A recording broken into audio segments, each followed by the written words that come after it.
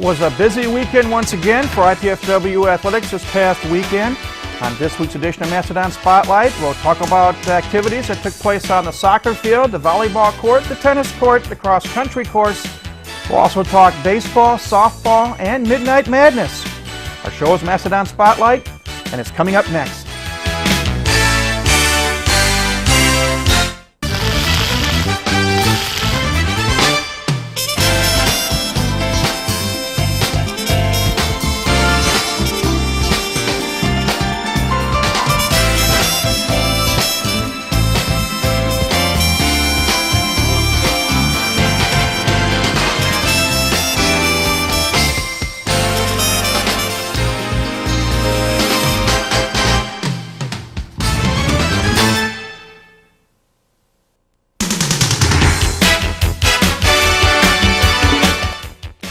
Hi again, everybody. I'm Mike Maas. Welcome once again to Mastodon Spotlight.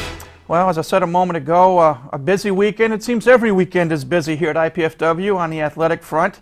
Fall athletics going full bore. And we're going to show you some highlights of some of the activities that took place. We're going to review what's happened.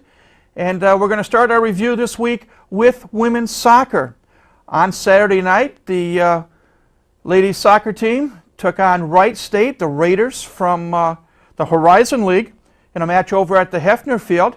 And we hope to show some highlights momentarily. And this was a tough match for the ladies. You know, we had Coach Terry Stefankowitz on a couple of weeks ago, and the team has been hurt by injuries. And again, another injury took place on Saturday night, but basically it was a game of two halves. In the first half, Wright State dominated. They went off the field at the halftime break, leading 2-0, thanks to goals by Jenny Tams and Kim Chianese. And I'm not sure what Coach Stefankowitz said to his team at the break, but in the second half they came out on fire as they got goals from two goals from Trish Presbendowski and a goal from Megan Grzanka. Played tough, outshot Wright State in the second half 15-6 and 20-11 for the contest. But when it was all said and done, the final score was Wright State 4, IPFW 3. Again, a great comeback. The team played, well, I won't say lethargic, but they didn't play very well in the first half, but they played much better in the second half. And their team is a lot better than their record of 1-7-1. Would indicate. But again, a tough game, tough decision as the Dons lose to Wright State 4-3. We turn our attention now to cross country. Last week we had head coach Mike Frucci on the program with us, and the team was excited. They were going to head down to Terre Haute, Indiana State University, and take place in the Indiana State Invitational. And both teams did participate. Ironically, both teams finished in 19th place as a team. In the men's race, the men were led by Cody Brown, who had a time of 26:37. He finished 95th individually, 83rd as a team. Ian Wilson had a time of 27:34. Paul Trahin had a time of 28:35. Brandon Reichert finished in 29:01. And Josh Farrell competed, and he finished the course in a time of 30:58. The men's team, as we said, finished 19th. The women's team were led by the freshman Lauren Simpson out of Northrop High School. She finished 78th individually, translates into 67th for team scoring purposes, with a time of 23:21 for the 4,000 meters. Her sister Kristen finished 119th individually in a time of 24:17. Stephanie Asher ran the course in 25 minutes flat, finished 144th individually. Ashley Keener, with a time of 25:21, finished 152nd. And Rachel Stoffel came in 172nd individually, 134th as a team, with a time of 27:30. So the team did compete, and as Coach Frucci said, the future looks bright as they gain experience. Again, an inexperienced team for the cross-country teams, but they did participate, and we congratulate them on their efforts. Time now to go back to the Hefner Field, as on Sunday afternoon, the men's team did battle with Western Illinois from the Mid-Continent League, Mid-Continent Conference, I should say. And this was a rough and rugged game. In all honesty, Western Illinois came to town with a chip on their shoulder. And as you may see in some of the highlights as we go along, IPFW put the pressure on early in the contest and in fact scored the first goal in the 26th minute by Joe Schuring on a feed from Seth Fishelson. And for about the first 30 minutes or so, IPFW controlled play. But Western Illinois got a goal late in the first half by Justin Langen, tied the match at 1-1. And in the second half, Western dominated play. And if it weren't for the exceptional play of goalkeeper Peter Hi-Hi, this game might have ended up 6 or 7-1. Western outshot the Dons 11-3 in the second half, 19-8 for the contest. But Hi-Hi came up with some tremendous saves. And the game ended up scoreless in the second half, went into overtime. And in the overtime in soccer, they play 2 10-minute periods. And if there's still no score at that point, the game ends in a tie. And in the 8th minute of the first overtime, Western got a goal on a rebound from Jake Horn to win the contest 2-1. Again, a tough match for the Dons. They played well enough to win, just came up on the short end of the score. And at that point, that left IPFW soccer team with a record of 2-8. Again, just a tough loss, but great effort on the part of the men's soccer team. Peter Hi-Hi especially played tremendous in the nets. We turn our attention now to softball. As we mentioned a couple of weeks ago, the women's softball team was going to West Lafayette this past weekend to take part in an invitational at Purdue University. They played 4 games. On Friday night, lost a tough one to the Pumas of St. Joseph College, former member in the Great Lakes Valley Conference, 5-4. And then they took on the University of Evansville, and the Purple Aces shut out Coach Keith Fisher's squad 3-0. That was Friday night. Then on Saturday, the day began with the women taking on the host Boilermakers of Purdue. And it was a pitcher's battle, but the final score was Purdue 2 and IPFW 0. And then the final game of the tournament for the Dons, they had a rematch with St. Joseph, and this time they came out on top 2-1. So they finished the tournament in 3rd place with a record of 1-3, and they finished the fall portion of their schedule with a record of 6 wins and 4 defeats. So we're looking forward to a lot of good things from the gals and Coach Keith Fisher and his staff come springtime. But that's softball. Now we jump over to tennis, and Coach Eric Burns was a busy man over the weekend as the women's team took part at the Ball State Invitational in Muncie, and the men's team went down to Louisville to do the University of Louisville and took place in an invitational there. We'll start with the men first. Men did some good things, did some not so good things. Nobody won a championship, but a couple of people did get into consolation. In Flight C singles, Justin Clark finished 4th in his match. Daniel Jackson participated. All the members participated. Some won, some not. Again, it's a learning experience, as not too many members of the tennis team are back, as we had talked with Coach Burns before. But the men's team did participate, and they got in. There were some of the best teams in the Midwest at that tournament. Women's team at Ball State fared a little bit better. They won about 4 or 5 matches combined. They, again, were flighted singles and doubles. Number 1 singles, Francesca Solari, finished in 6th place. Number 2 singles, Stephanie Blaney, finished in 7th. Number 3 singles, Michelle Humphrey, finished in 8th. Number 4 singles, Beth Miller, finished in 6th place. Number 5 singles, Julie Downs, finished in 4th. And number 6 singles, Joe Carey, finished in 3rd place, so good representation for the women on the singles side. The doubles teams didn't quite fare as well, but they did participate. And again, that's all you can ask for in the fall. Get to learn to play with each other, get to find out what your strengths and weaknesses are in preparation for the actual spring season. Last but not least, that brings us to women's volleyball.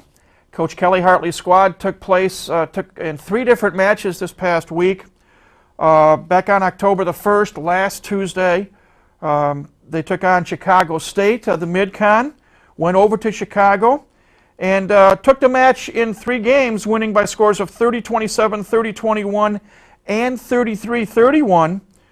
Leading the way, the freshman from Brazil, Fabiana Souza, had 21 kills, and setter Lindy Bankowski had 21 assists. So the Dons took control early and came away with a good win. At that point, they evened their record at 9-9. Then on Friday night, in a match that you saw here on College 56 Sports, the Dons took part against Kent State from the Mid-American Conference. Things were a little bit tougher there, as IPFW won Game 1, 34-32, lost Game 2, 30-26, came back after the break and won, they lost Game 3, 32-30, a tough loss there. And I think that might have taken some of the sails and the starch out of the team because they lost Game 4, 30-23. They lose the match. Kent State had 4 players in double figures in kills. IPFW had 4 players also in double figures, led by Fabiana Souza, 17 kills. Janelle Pollard, the sophomore from Southside High School, had 16. Mo Meinhardt, the sophomore out of Temperance Bedford, had 14 kills. And Kirsta Solberg had 11. And Lindy Bankowski had a very good night from the setter position with 53 assists. Again, Kent State, tough foe in the Mid-American Conference, and the Dons gave it a go, but they lost in 4. Then on Saturday night, they went down to Muncie and took on the Cardinals of Ball State. And this was a tough match. Ball State wins Game 1, 30-20. The Dons come back in Game 2, 30-27. Ball State wins Game 3, 30-27. IPFW comes out on top in Game 4, 30-24.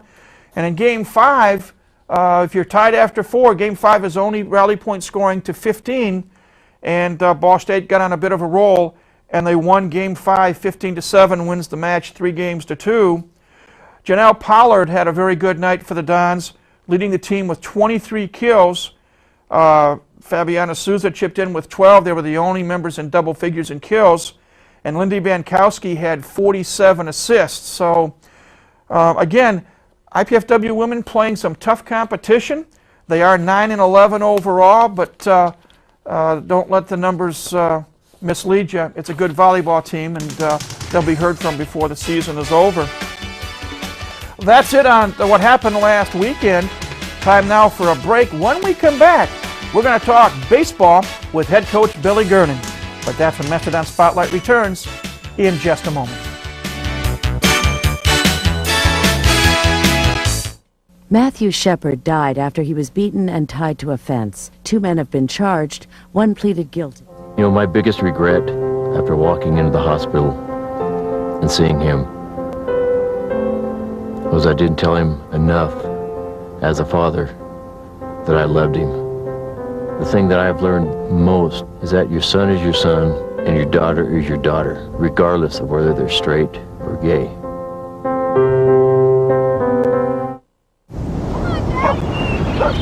This is me, and my mom and dad, and my big brother Alex, and Jack.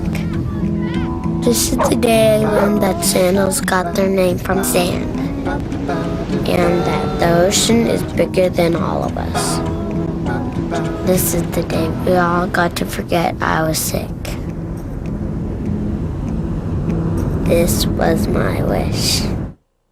According to the National Highway Traffic Safety Administration, it kills over 1,500 people every year and injures 71,000 more. Inadequate sleep has been linked to health and safety risks, even premature death. But today, new treatments are helping millions get the sleep they need. So talk to your doctor or take our free risk assessment on the web at sleepfoundation.org. Sleep deprivation. It's real, it's dangerous, and it's more treatable than ever.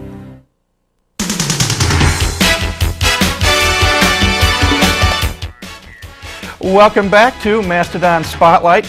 We're going to talk this segment, America's pastime, baseball. And we're very, very happy to have back with us. And it's always hard to get him because he's extremely busy. But we do welcome back to the program head baseball coach Billy Gernon. Welcome, sir. Thanks, Mike. Good to be here as always. We're never too busy for you. We're just busy, you know? Isn't that the truth? And, That's right. and I do appreciate it sincerely. I know we've tried several times to get our schedules to work where you can come on, but I'm tickled pink that you're here today. Yeah. Baseball. It seems weird that we're talking baseball in October, but heck, we got the divisional playoffs set now in the major leagues. Right. Anybody predict that 4 underdogs would make it? I don't think. I would say the bookmakers are pretty happy today after the final series with San Francisco taking down Atlanta last night. Yeah, and you can say all the home teams got beat in the first round. And real quickly before we talk IPFW baseball, you got Frisco and St. Louis in the National League, and you got Anaheim and the Twinkies in the American League. Yeah. Who do you think is going to win? Hold on. You know, I like St. Louis if Rowan's healthy because they have an fortunate circumstance with the emotional death of Darren Kyle, and with also what happened with Jack Buck and the different things that they've gone through this year. I think that they have an emotional advantage, not one that anybody would ask for, but I think that they have a 10th person on the field, you know? Maybe an 11th. Maybe. Yeah, and so I kind of favor them with Rowan being healthy. I think he's going to be a critical component to that. And then just because our trainer, Dan Fox, with the Twins, I'll say, in case he's watching, I'll say I'm pulling for the Twins, even though I really don't care. You got a lot of former And a Wizards. former Wizard. I'm rooting for them because Former I had a Wizard. chance to interview a number of the players Yeah, when but they since were I've here been in in Fort town, Wayne. they're mostly Padres, though, so. But yeah, you got to be a hometown guy with that. So let me recant that last statement and say I'm pulling for the Twins. Oh, so much for the major leagues. Let's talk IPFW baseball. You've had a very, very busy fall. The transition, and this is your 4th year here, going from Division II to Purgatory to Division I. Yeah. It's been a challenge, to say the least. It's a good way to put it with Purgatory because the punishment fit the crime last year for sure. But things have changed for us this year. My assistant, Blaine McFerrin, who you're going to be talking to later, and I both are receiving fruits from our labor in recruiting this spring. He did a great job. We put a lot of miles on some company cars and a lot of miles on our own vehicles going out and trying to fill some voids that were in our lineup. Our roster consists of 28 players, which is the biggest roster we've had since we've been here. That's in part due to the support that's been given from the administration to us, increasing our scholarships to the 6 in-state now, which was just a little more than doubling what we had. Puts us on a little more competitive playing field, but we brought in 15 new freshmen, Mike. And some of those freshmen have become impact players right away. The exciting things that are going on is the returning players. Jason Horvath, our junior, basically our ace, was injured last year midway through the season. He pitched in the Central Illinois Collegiate League, and there's information about it on our website, and was voted Pitcher of the Year of that league. And we had Scout Day last week, and he had a super Scout Day. He's drawing a lot of looks. And then David Zachary, who was second team All-Independent last year, has just been invited to play in the Cape Cod League. So that's the elite summer league in the United States. Barry Bonds played in it, just to name one. And David's been invited to play with the club out there, which is going to be great representation for us, for him, and we're excited about the things that are going on right now. If we can, take a couple of minutes. You mentioned we don't have time probably to talk about all 28 players. There are 15 new ones, but you always have to have a nucleus. And as we get ready for the 2003 season, briefly talk about your core nuclei, so to speak. Geez, I'm sounding like I'm a smart guy. Yeah, you're not, but that's You're okay. right. You always, if you can't, you got to fool them sometimes, right? And I'm good at that. I've been trying myself. for 5 years. Yeah. That's why I got an English degree, so I could at least talk and people would think I'm smart, and then I got them tricked, but the southern accent always is a hindrance to that. Nucleus of the team, though, the returning players, obviously Jason Horvath, who we mentioned, David Zachary, Kellen Marshall's going to be a big contributor to our program, kid that pitched extraordinarily well, had some big decisive victories last year for us. But we've brought in a lot of new faces. We brought in a kid from California named Jacob Abramson that's swinging the bat pretty well, another freshman. Tyler Fowler out of Lewis Cass High School that had a lot of different options he could have gone to play baseball and chose to come here. He's going to impact our program without question. Tommy Gwynn, a local kid here from Snyder High School, had a good fall. Adam Gibson, a local kid, you know, for the people that might be watching in Fort Wayne, from Fort Wayne Northside, had a good fall. A lot of kids came in green as to the demands of college baseball and made some good adjustments. And just to name a few of those freshmen, those were guys that Matt Hagedorn's another kid from Santa Claus, Indiana. You know, Arnie's got a kid on his volleyball team from the North Pole, and we got a kid from Santa Claus, Indiana. So that's the running joke in the department. But these guys have made tremendous steps. And, Mike, it's a big adjustment for a kid to go from participating in high school baseball 90 days out of the year to being involved in it when they get to campus in August. And we're done with our fall season. We're in our weight and conditioning program right now. But we're excited about the prospects of the future for our program. This could be a tough year. We're gonna live and die by whether or not we show up mentally to play and get after it and compete.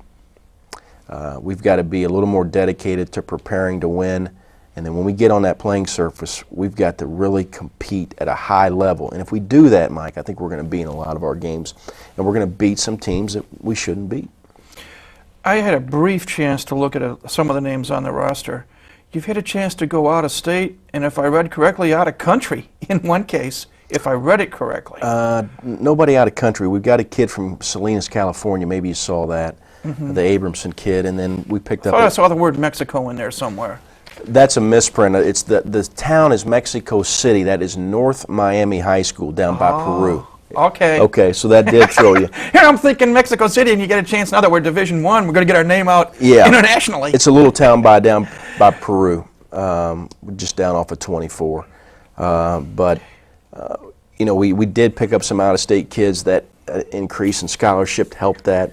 Brett Dusterhouse is from Illinois. He played at Lakeland Junior College. They were national champions in 2000, the year before he got there. So he brings a couple years of experience from a junior college. He's a pitcher from a program that's won it all. So, you know, David Zachary's got a state ring from Penn High School, and Dusterhouse is coming from a program that won a national championship. You want guys like that on your program because they've been associated with customs of winning.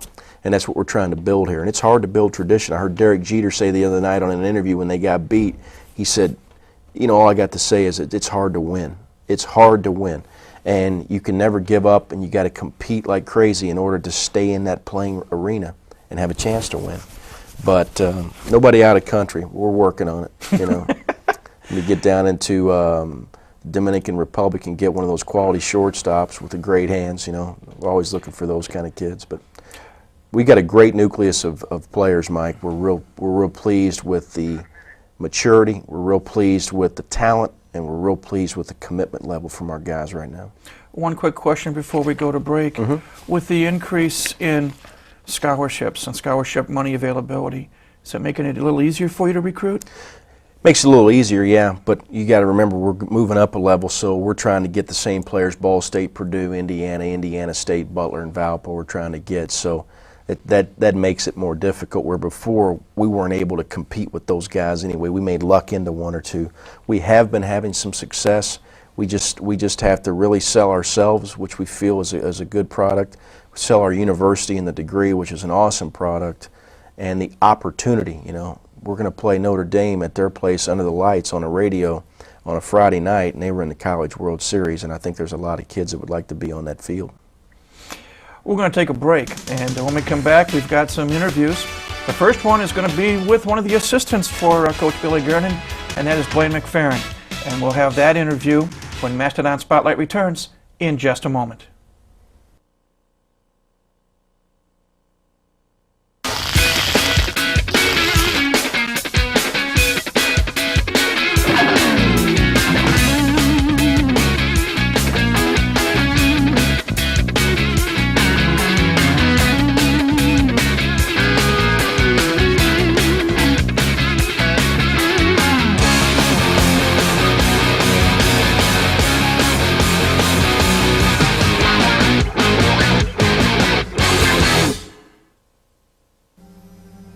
The good earth, It gives us everything.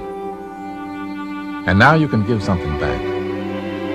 By becoming an Earth Team volunteer, you can help the Natural Resources Conservation Service care for the good Earth, right in your own community. It's the only Earth we'll ever have. Help make it a better place for all of us.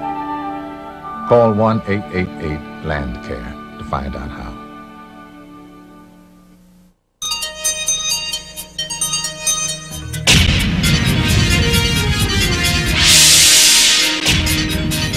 A Stargate. That's the door to other worlds that my character Tilk and the rest of my team use on Stargate SG-1. It's a door to exploration and exciting adventure. And education can provide you with a similar passageway to a world full of possibilities. So stay in school and graduate.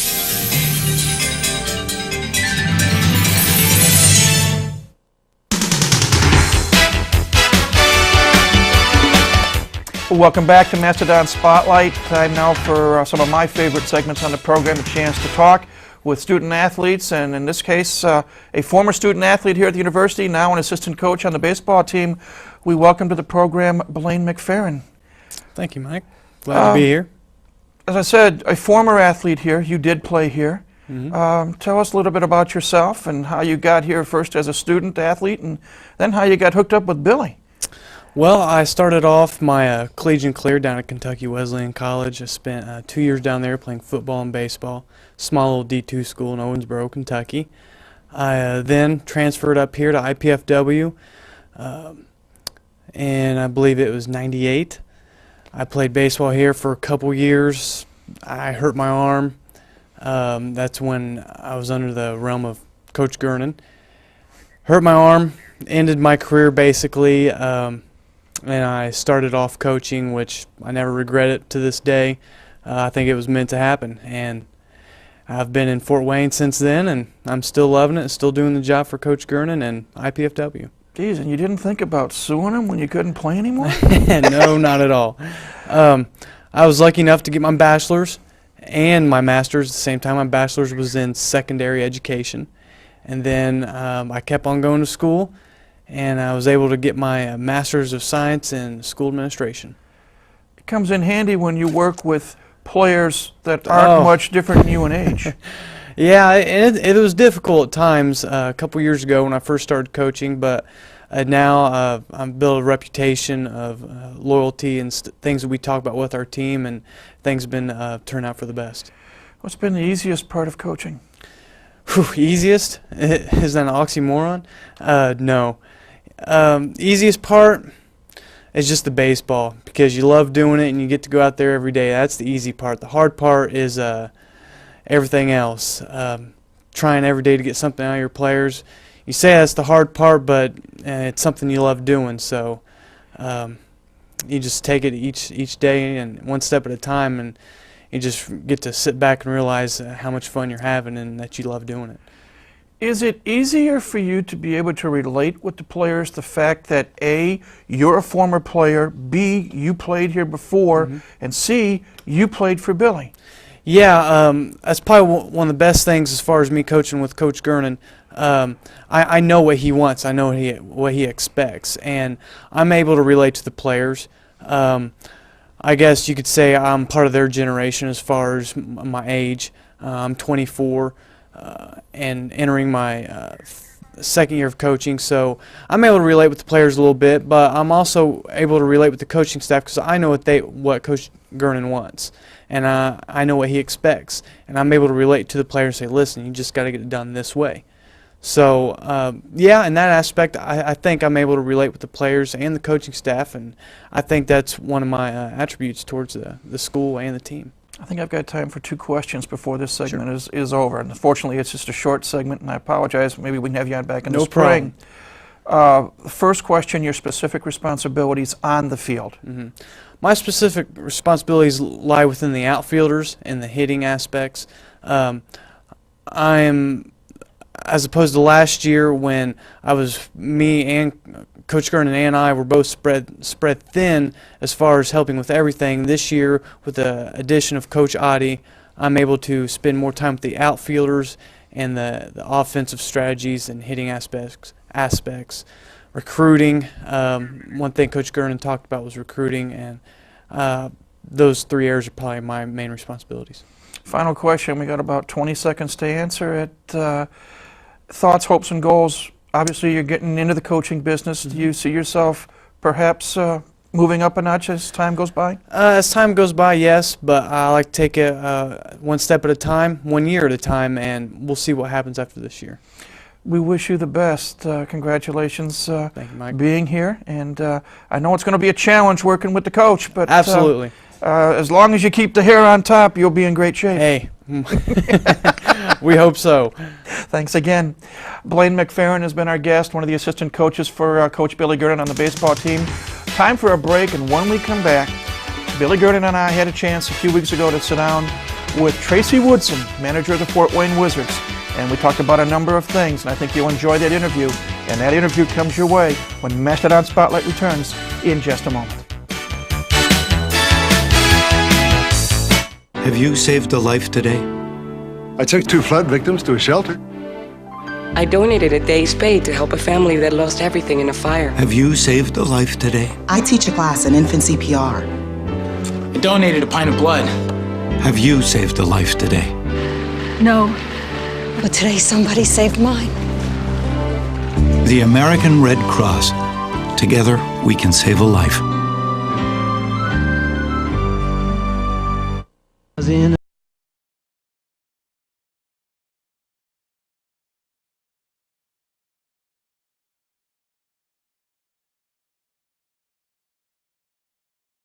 Allow a part of ourselves to die with them. Help World Wildlife Fund protect animals in the places where they live by ordering a free action kit. Together, we can leave our children a living planet. Come in, she said, I'll give ya shelter from the storm. I'm sick of this. I'm sick of dealing with you. I'm sick of I work 6 days a week. Who do you think you Stand are? up straight. Don't you ever talk back to me again! You just shut up! What are you crying about? What a child learns about violence, a child learns for life. Teach carefully. We can show you how. Act against violence. Call 877-ACT-WISE for a free brochure. What is a hero? Are heroes born, or are they made? In after-school programs, your kids will uncover hidden strengths, discover they have the power to change their future, and find the hero inside themselves. Let us know you on after-school programs in your area. Call 1-800-USA-LEARN. After-school programs, helping kids find the hero within. I wasn't going to school because I was hanging with the wrong crowd. And one day I was put into juvie for 2 stolen cars, robbery of a house, and aggravated assault with a deadly weapon. When I was locked up, that's when I really realized that, it wasn't for me. Like, I was only in there 2 months, but to me that was enough. It'd be better for me to stay in school, just get my education. I think I'm happier now. I know I'm happier now.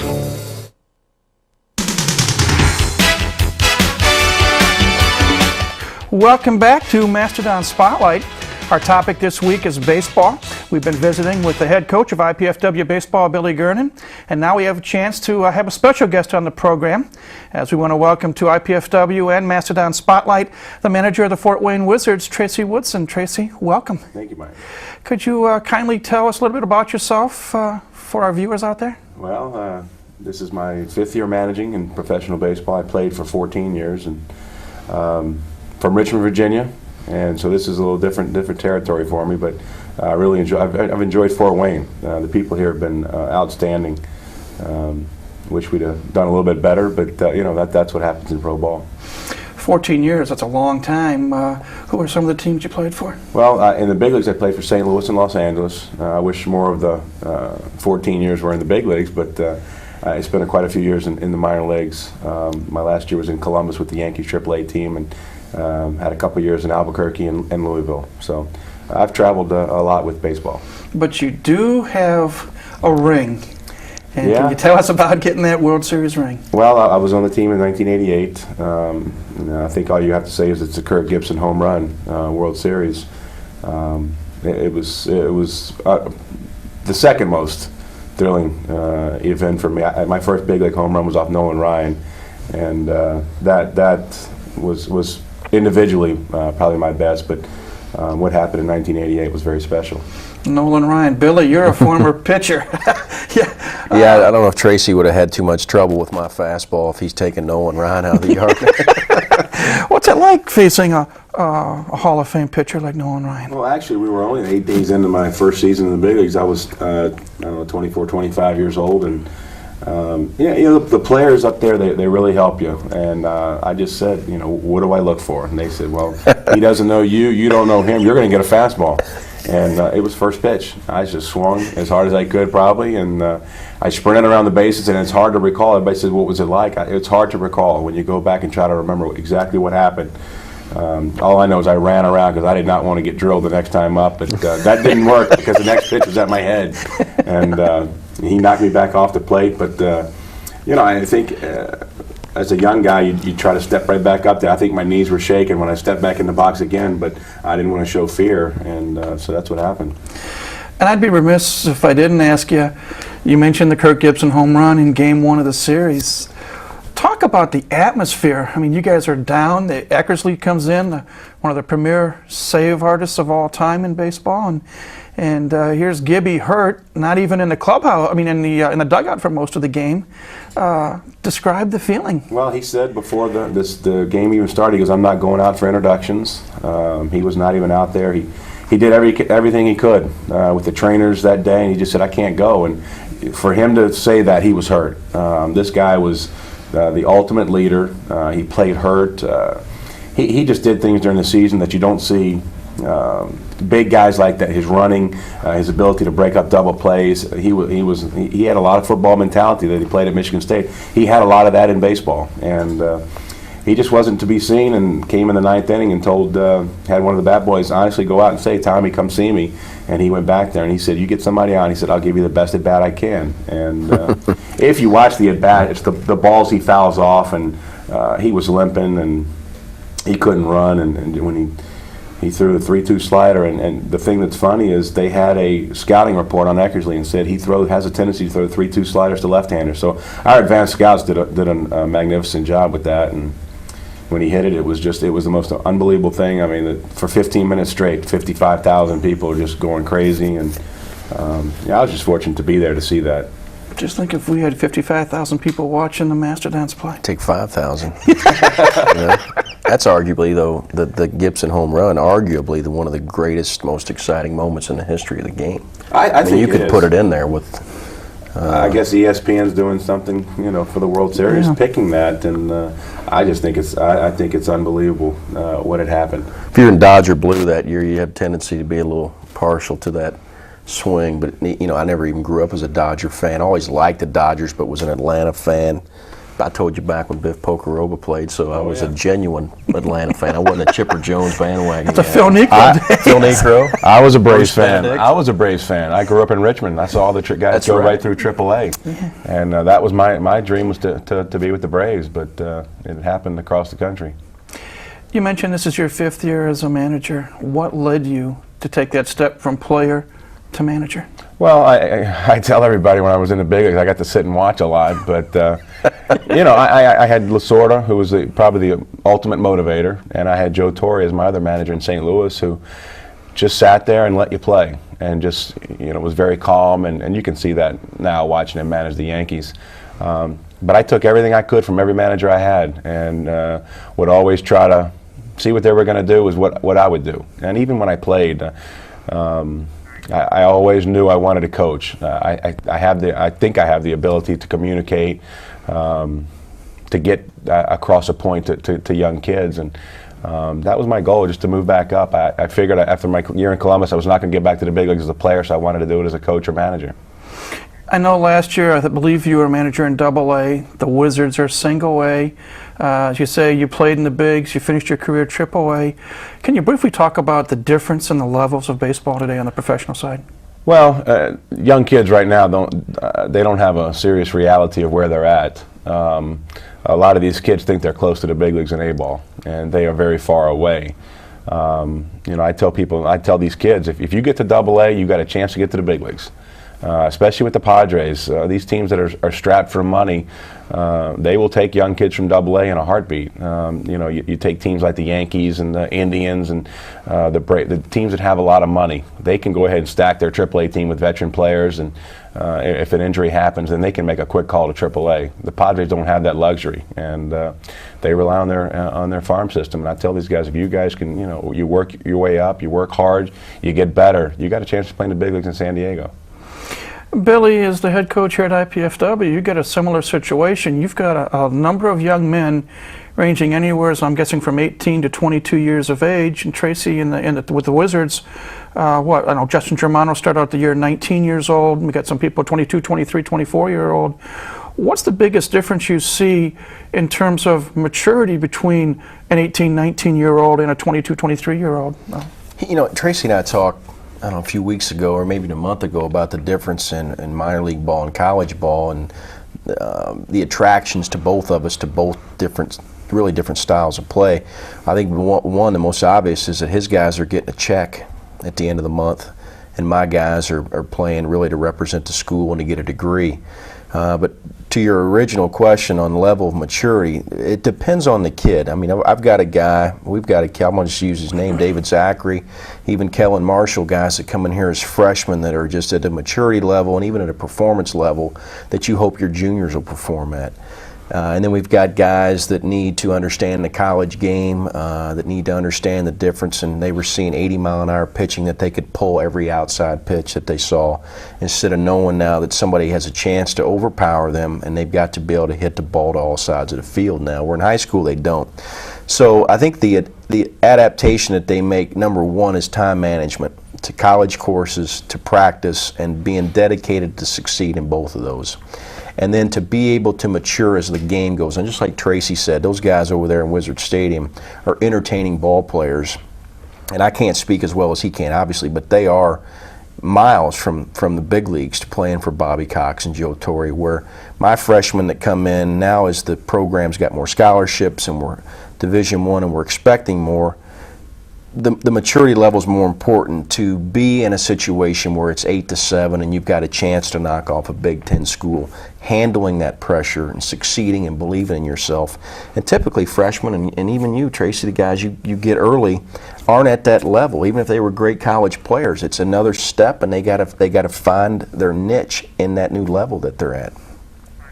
I can say that, you know, some of your kids are probably more mature than my kids anyway. But, you know, we've got young kids that have a certain athletic ability that scouts saw, and they were fortunate enough to be drafted. Where when I came out of high school, I needed a lot of maturing. I came in at 6'3", 180 out of high school.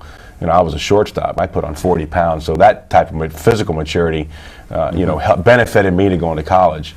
But, you know, like Billy said, the one thing I tell these kids is you can be a superstar in high school. When you go to college, you've got a bunch of superstars from high school. You know, when you go to pro ball, you've got a bunch of kids now that were superstars in college. So you get knocked back down with your, you know, false ideas of how good you are in a hurry. One question I want to ask both of you, and it's actually a two-part question. What's been the biggest challenge in motivating your players, and what's been the most frustrating experience that you've had running your teams? Go ahead. Well, I think my biggest challenge is you got to be able to communicate. Number one, I can only motivate so much in 140 games. I think Billy's is different because I think you can motivate every day in college with a less number of games. You know, I went to pro ball after I got drafted. We played 40 games at NC State my junior year. You know, and here I go, get drafted. Now I've got 50 or 60 more to go, and I'm raw the first game. And I had one guy come to me and says, "You better slow it down. You got a long way to go." It's a marathon. It's a marathon. It's not a sprint, and that's exactly right. Difficulties. I think this is my toughest year, being that we're out of the playoff race, not officially. When you get towards the end of the year, if you got 2 or 3 weeks to go, now guys are just wanting the season to end. But it's to get through to them, guys. You can't finish You know, you can't finish slow. You got to finish strong because people are going to see what you did at the end of the year. But these kids are tired. You know, this is their first year of a full season of 140 games for some of these kids, and they're tired. And they just, you know, you got to tell them, hey, you got to finish strong. You're going to have your 0 for 4 days, but you got to come back ready to play the next day. Motivating for us, like Tracy said, is different. It's a smaller, compacted season than that long marathon. Ours is more like a 1600 medley, where yours is the Boston Marathon. But I think one of the things that we run into, especially with the transition and going independent, it's hard to motivate day in and day out to win when I like to be a type of coach that focuses on postseason activity and having those conference weekends have value to what might lie at the end of the season for us. And now that we don't have that possibility, what we have to do is focus on different motivational tactics, pride, playing hard. But I think if you go out and recruit guys that love baseball, that were crawling in dirt when we were 4 and 5 just to play and didn't want to come in for dinner no matter what because you had the wiffle ball bat and you were going to hit, or you had the stick ball and you were going to hit. If those kids love the game that much and you can find that caliber of a player, your motivational tactics and demands are lower. So I think with the Division I, it's helped us recruit a little more attractive, physical, talented player, but you still have to, as a recruiter, in my opinion, where Tracy doesn't have a choice on your roster. His scouts hand him his roster. I'm assuming that's right. Oh, yeah. Yeah. Where we can go out and handpick our guys a little bit better. Not better, but we can handpick our roster. And we can maybe interview a kid and find out that he's our style, that he loves the game, and that he'll be committed both academically and athletically. And then I think difficulties, Mike, for me have been so far here, as we want to continue to get better, is trying to figure out a magic formula to defeat Indiana and Purdue and Ball State and Butler when we're recruiting the same athlete. We know we're recruiting the right athlete if those schools are involved in the game, but it becomes a tactic to sell yourself in all honesty and your university with honesty, and still being able to bring a kid in here, because at that age, and 18 years old, Assembly Hall and Memorial Football Stadium and Purdue's football stadium are attractive things to these kids. They've got the amenities of college on their mind more than, okay, I got to get an education and where's the best fit for me to play. So we have to focus on those things, and being able to present those teams on our schedule to those players has helped us get a higher caliber of player, but that's been one of my biggest difficulties. I'd love this conversation to go on, but I'm told that we're out of time. I want to thank you both, Tracy especially. I know as we tape this segment, you just come in off a long bus ride, and to make matters worse, the team lost last night. But thank you ever so much for coming in. Enjoy it. Appreciate that, and hopefully we may see you around here next year, and Lord knows what the Padres and you have in mind, but hopefully if things work out, we'll get to see you back here at Memorial Stadium next year. All right, Mike, thanks. Thank you much. And Billy, you and I will come back. We're going to take a break. Again, thanks to Tracy Woodson, manager of the Wizards. When we return, Coach Billy Green and I will continue our discussion and talk about what's up this coming spring for IPFW baseball, but that's when Mastodon Spotlight returns in just a moment.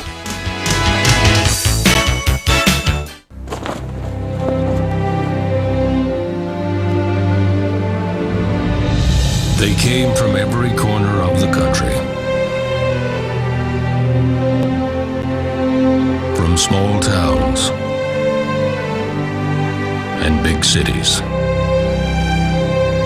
But they all shared one thing in common.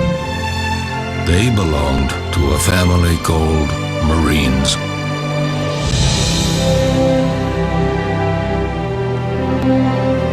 A tough and determined few, dedicated to protecting everything we hold sacred. And still they come.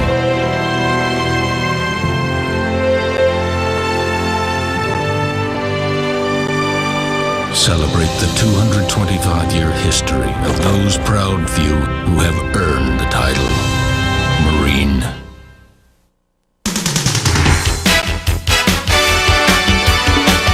Welcome back to Mastodon Spotlight. Our topic right now is baseball.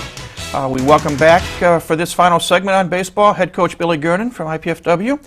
Billy, we have just heard your one assistant, Blaine McFerrin, and we just played a chat that you and I had the great opportunity to speak with Tracy Woodson, the manager of the Fort Wayne Wizards. Right. Briefly, talk about Blaine McFerrin, and we also want to mention that you have another person on staff as well, and then we'll talk about Tracy, and then we'll talk about the schedule. Right. Nick Oddie is another assistant that we picked up this year. He's a kid that pitched at Indiana for 4 years. He's from Ohio. He's a kid that spent the summer down in Bradenton, Florida, working at a baseball academy and picked up a lot of knowledge. He's my pitching coach. He's relieved me from, and Coach McFerrin, from spreading ourselves too thin in pitching and offense. Well, Coach McFerrin, you know, we've given him responsibility of the outfielders, and he helps me with offense as well. Audie's primary responsibilities are the pitching, and he's done a great job. He's working on his master's in public environmental safety and health. And as Blaine, I think, mentioned, he's already got his master's degree, so a good place for young coaches to grow and develop a resume and further their education. So he's a great asset to have, and I couldn't do the things that I do without either one of them, and I'm real grateful to have them both. And then Tracy Woodson. Yeah. What a guy. What a guy. He's a great guy. We really enjoyed having a chance to get to know him a little bit this year while he was with the Wizards. Hope selfishly he comes back, you know, but want good things to happen to him.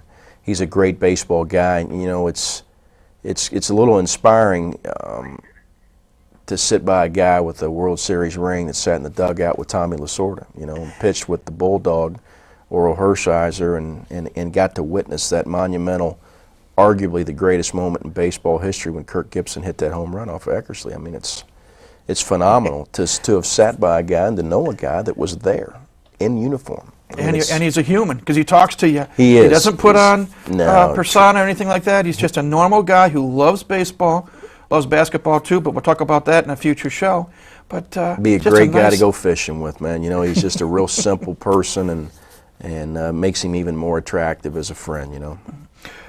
We've only got a couple of minutes left in the segment, but I'd love to, and unfortunately, because I've also scheduled Coach Keith Fisher to come on, so we'll work around that as we go along. That's your problem. That's yeah, you're right. Thanks. My problem with well, we won't even get into the dome problem. The schedule, this upcoming schedule, it's going to be, like you said earlier, a challenge, but let me, in rapid fire motion, go through it. You start the season off going to Tulsa, Oklahoma in February, where there still might be snow on the ground, and you're going to play Oral Roberts. Number 40 in the country right now. Perennial power, perennial mid-con champion. You're going to start off with a 3-game series there. Then you go to Tennessee Tech. And I think we played them in the past. We had some success there last year. They were reigning OVC champs last year. We went in there and won 2 out of 3, so this could be a grudge match this year. Then you go down the end of February, 1st of March, to Evansville, going to play in the Governor's Cup tournament. All Indiana schools except Notre Dame and Purdue. Northern Illinois is in that. It's a winners-losers bracket. Excited to be in that on Evansville's brand new baseball field. You actually come home on March 5th for a home match with St. Francis. You know, established territory here. You're going to knock out all the locals. Then you go to Florida, and hopefully it's going to be warm by then. You're going to go to, looks like Bradenton. Bradenton. We're going to have other northern teams, Mike. Bucknell, Rhode Island, Lehigh. Miami of Ohio is going to be down there, so a little more even playing field. No southern advantages, you know. I'm told we're almost out of time. Some other opponents, Toledo, Butler, Eastern Illinois, Eastern Kentucky, Michigan State, Indiana Southeast, Chicago State, Purdue on April the 8th. Butler again, Notre Dame, as you mentioned, April the 11th, a night game at Valpo, home against Valpo, Bowling Green State, Dayton, Taylor, another match with Toledo, University of Chicago, University of Illinois, and I think I've hopefully got them all in Northern Illinois. Yeah, we wrap up at Northern Illinois. 48 Division I's last year, Mike. We had 21. We've got more scholarship, more talent. We are young, but I don't think that anybody's going to blow us out. And you know what? We're excited about what we have with the chance to go and take some people down. We really are. So we hope that they're strapped on and ready to play us, and we hope our kids are laced up and ready to get out there and represent the school. We wish you and the team well. And Lord willing, we're going to be able to keep closer ties this year. No question. As things work out. And you know, when it gets cold, it slows baseball operations down. Well, we hope we can work it out where we can have you back and possibly some of your players.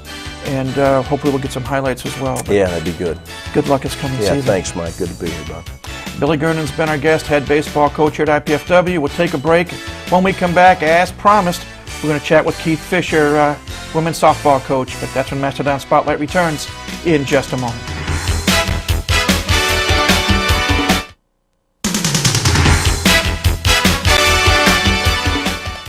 Welcome back to Mastodon Spotlight. We were hoping to have head softball coach Keith Fisher with us to talk about the weekend just completed at Purdue, but unfortunately, Coach Fisher was called away, and he sends his apologies. We hope to have him on in another show later on.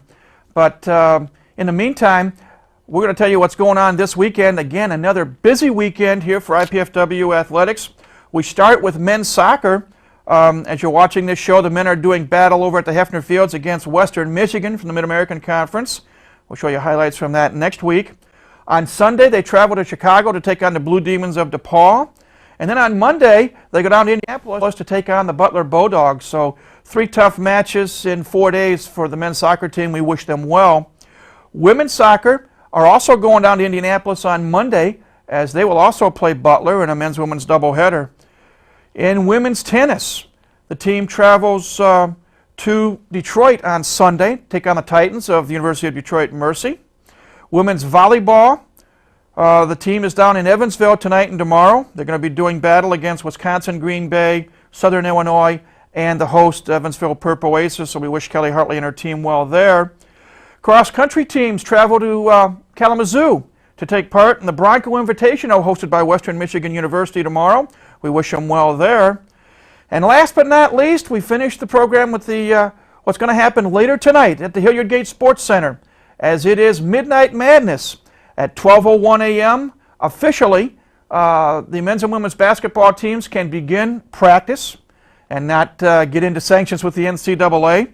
And there's a great evening planned at the Gates Center. Gates will open up at 9:45 tonight. Admission is 1 non-perishable canned good that I believe will be donated to the United Way. So come on over. And at 10 o'clock, there will be a basketball game.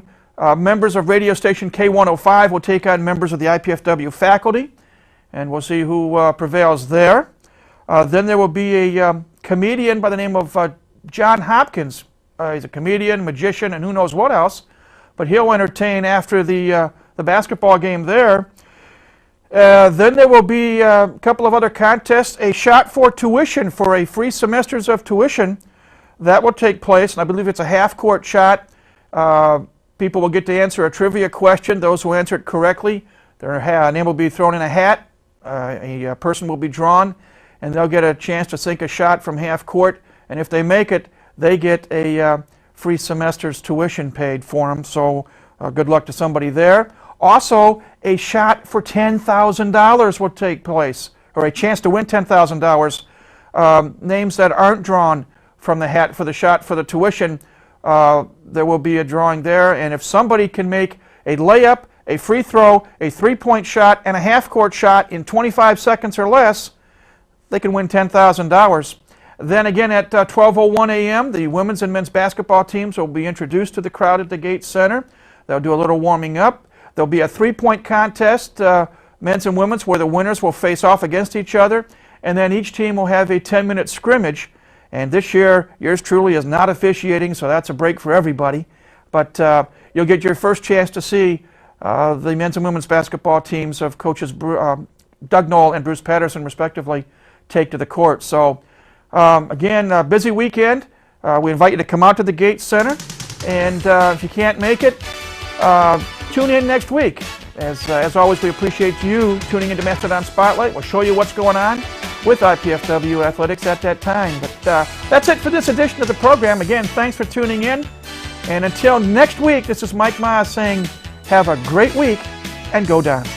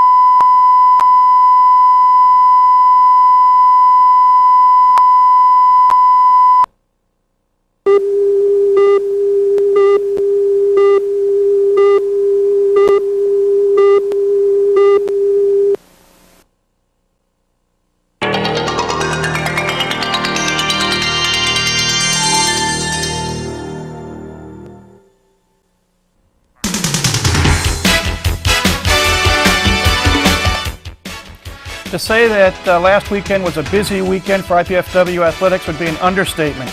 On this week's edition of Mastodon Spotlight, we're going to show you highlights of men's and women's soccer, women's volleyball, and women's softball. And we're going to talk cross-country and tennis as well, as we hope to have cross-country coach Mike Frucci. And then to top things off, my old sidekick Ryan Perrott is going to visit us, and we're going to talk volleyball, both men's and women's. Our show's called Mastodon Spotlight, and it's coming up next.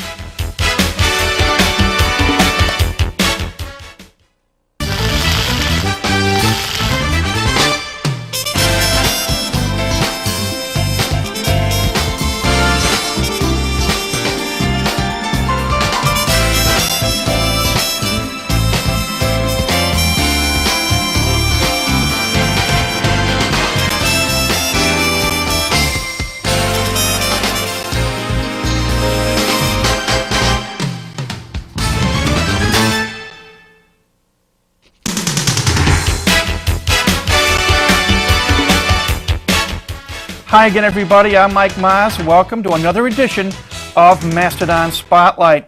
Well, as I said a moment ago, last weekend, a very busy weekend for athletics here on the campus of IPFW. We had action going, both men's and women's soccer, women's softball, men's tennis team was down at Ball State, cross-country team was up at the University of Minnesota, women's volleyball played on Friday night. A lot of things going on. And again, busy times for everybody here. We're going to show you some highlights. We're going to start our review off this week with men's soccer. As Coach Terry Stefankowitz, who was with us last week, talked about the progress of his teams. And we start off with highlights of a match played Friday night against Eastern Illinois University. As you look in the screen, the team in the white is IPFW. The team in the blue jerseys is Eastern Illinois, and it's a lousy camera work there, but I'll get better as we go along. Here you get a look at Ian Lulia as IPFW put some pressure on early. This match was played at the Hefner Fields complex, and was interesting. It was actually a gorgeous night to start weather-wise. But as the evening wore on, the mosquitoes came out and made life miserable for everybody, players, fans alike. But as we get a look here, soccer, just as a little review, 90 minutes in length, 2 45-minute halves.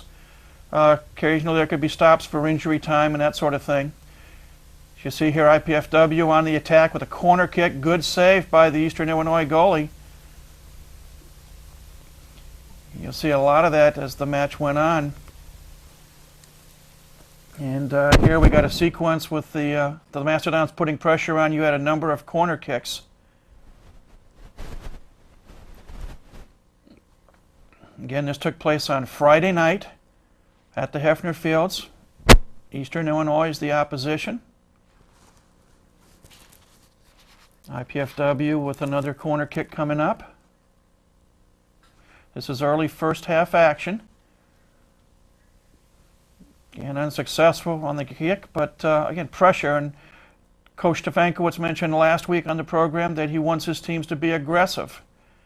And you'll see evidence of that both in this match here against Eastern Illinois and a little later on when we look at the women's soccer match that took place on Saturday.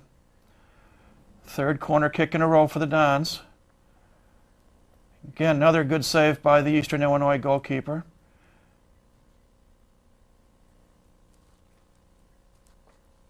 It's Billy Foreman. Good move there, getting it back in.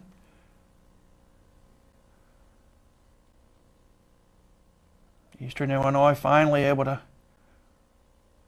relieve some of the pressure at their own end and then make a charge of their own.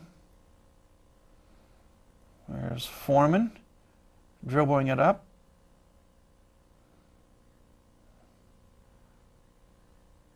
Again, IPFW in the home white, Eastern Illinois in the blue jerseys with the white shorts. There's Lulia knocking it down in the left corner. Ian, 4-year starter, is a senior from England. The action never stops on the soccer field. Literally, it's 90 minutes. There you see a yellow card infraction called And I believe it was on IPFW, because Eastern Illinois is going to get the free kick.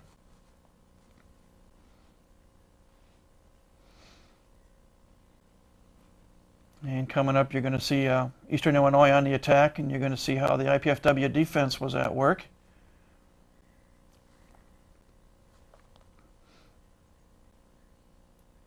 And we're about ready to go.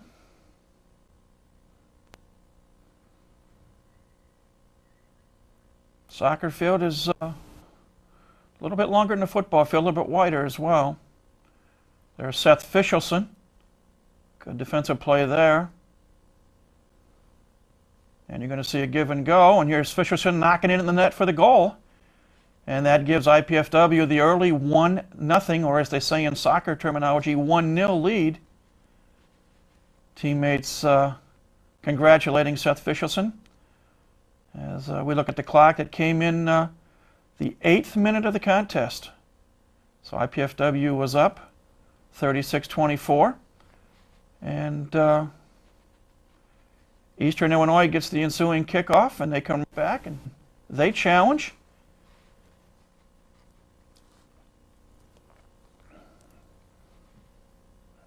Good defense there by the Dons. Eastern controls. Header knocked away.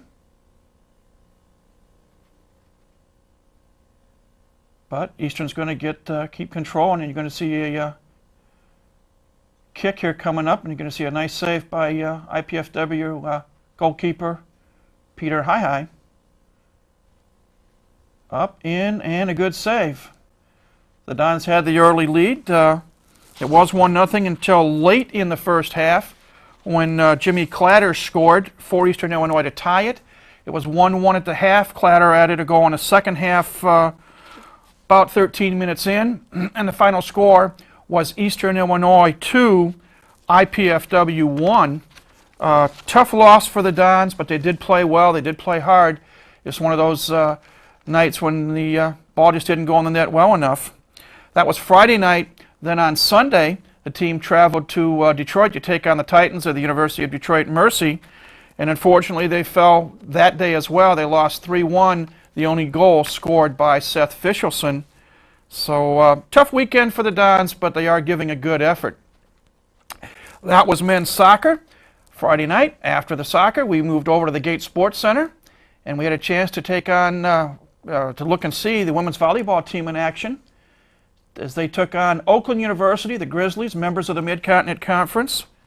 The second time this season that these two teams have met, back on September the 4th up in Rochester. Coach Kelly Hartley's squad came away with the victory, winning the match in four games. And we're picking up the action here in Game 2. IPFW had won Game 1. And Game 2, they played exceptionally well. See a good block at the net there. IPFW in the blue and white jerseys, Oakland in the black. There you see libero Sarah Leffers coming in for IPFW. Again, this match took place on Friday night. Earlier in the week on Tuesday, the team had traveled to Ypsilanti, Michigan, took on the Eagles of Eastern Michigan University, and lost a tough match as they lost to a team that's 11-1 on the year. They lost in 3 games, 30-26, 30-21, and 30-20. But it was a different story on Friday night against Oakland. Most of the fans in the Gates Center were happy. There were some fans that came up from Detroit. And Oakland was looking for their first win of the year. And as you see, a good dig there. And the put away by Janelle Pollard. Everybody contributed on this night for the Dons.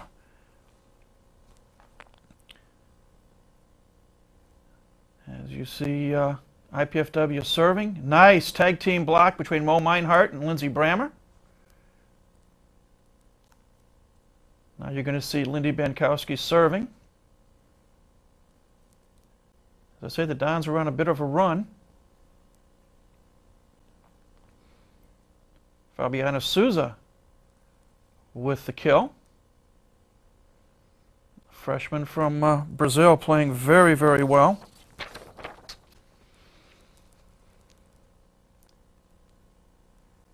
Good defense there by IPFW. Thought that point was over, but it really wasn't. Good reaction, though, by the Dons, and they're about to come back. Bankowski's setting up Souza for the kill. So good recovery by the Dons. The streak continues.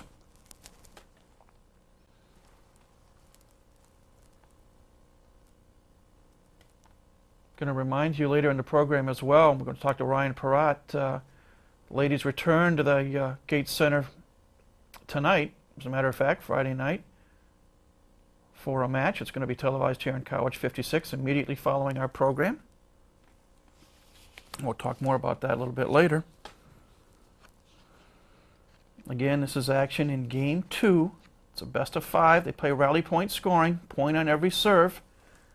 Have to win by at least 2. You play to 30 in games 1 through 4, and if it goes to a 5th and final game, it's played to 15. Souza with the kill attempt. And a point for the Grizzlies. But they came few and far in Game 2. As you see there, the score is 25-14. IPFW on top.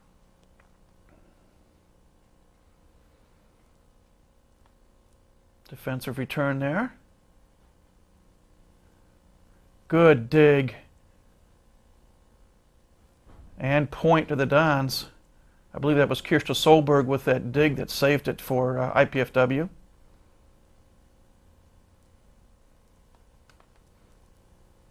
It's now 26-14, Game 2.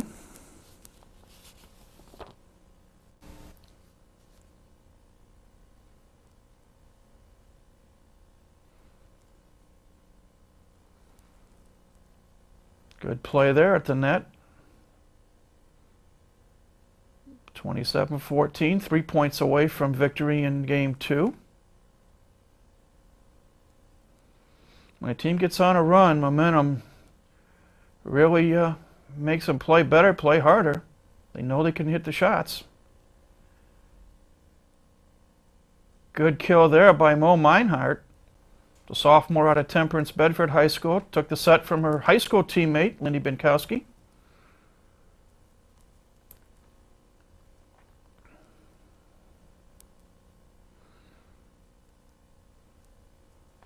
Shot is wide, and I believe now we're coming up to game point.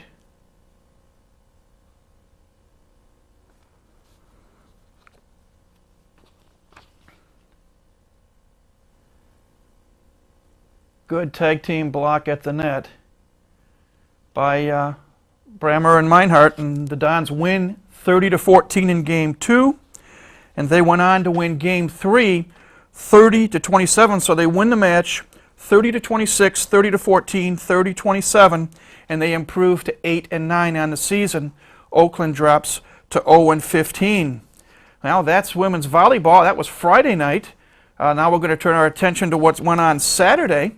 And the next set of highlights you're going to see comes from the women's softball diamond, as Coach Keith Fisher's gals were taking on the Trojans of Taylor University up in Ashland in a doubleheader.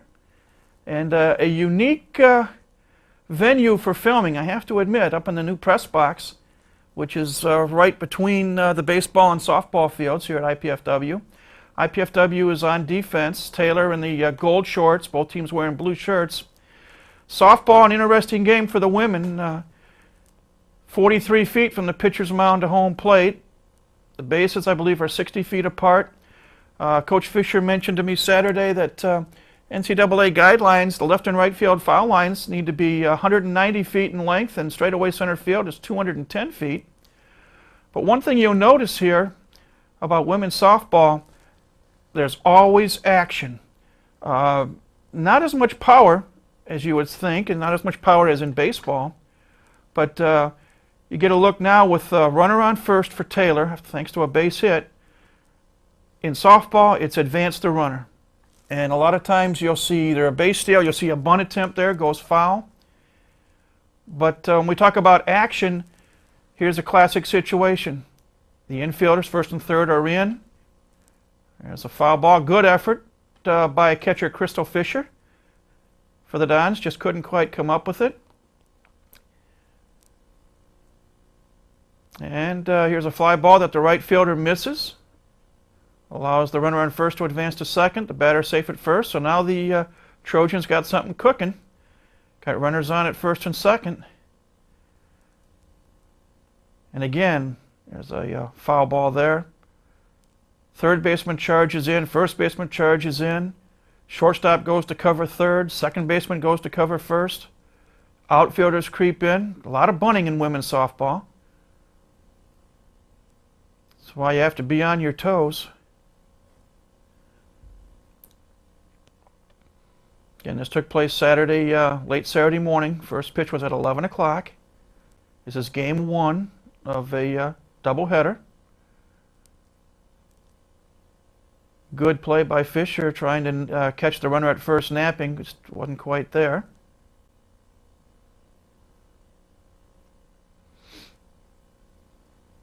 Now about ready to get back going. There's a good sacrifice bunt. Advances the runners to second and third. There's now 2 outs. And the batter grounds out to the first baseman unassisted, and that ends the inning. At that point, IPFW, they had scored a run in the first and 3 runs in the second. Those 3 runs were unearned. A couple of errors by Taylor. They had to lead 4-1, went on to win 4-1, and in game 2, they won 9-1. Good pitching performance in the first game by Mindy Pomeroy. And Mindy Mason, the left-hander from Ohio, pitched in game 2. And she went 5 innings. Mindy Pomeroy pitched 6 innings in game 1. And good outings for the IPFW softball team. They're now 5-1. They've got a big weekend this weekend at Purdue. We'll talk about that a little bit later. But that's a taste of women's softball. And we've got one more set of highlights coming up shortly. Closing out the activities Saturday afternoon here in Fort Wayne was a women's soccer match featuring the IPFW Mastodons and the Racers of Murray State University out of Kentucky. And we pick up the action early in the second half. Murray State jumped out to a 2-0 lead in the first half. And as Coach Terry Stefankowitz would say later, the women's team probably played their poorest first half, but they came back and played one of their best second halves. Again, IPFW in the home white, Murray State in the blue and white jerseys. Murray State heading from right to left on your screen. Again, as you may remember, Coach Stefankowitz talked last week about the fact that his women's team is really beat up with injuries and missing 5 players. And saw one of our players, Jackie Thomas, that went off with an injury. She did come back to play. Again, in soccer, for the women, just like the men, 90 minutes in length, 2 45-minute halves. You play 11 players on the field. And there's good defense by the Dons as they thwarted that racer attack. And here comes what is commonly known as the counterattack. Again, at this point in the match, it was 2-0 early second half. Murray State was on top. Murray State came into this match with a record of 3-4. And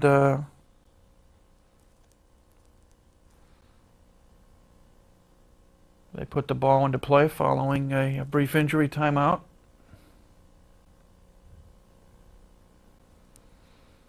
Again, the name of the game is attack. Attack and attack. Keep the pressure off your own netminder and put pressure on the opponents. Good hustle for the ball, both players' parts. Ball just goes over the sideline. Be a throw-in for IPFW. And what you can't hear, a lot of fans were voicing their opinions, good and bad, for both teams. Both coaches were exhorting their players. A lot of fun at the Hefner Fields. Again, Murray State just trying to get it out, There's Rachel Poor, who played a very good game in goal for IPFW.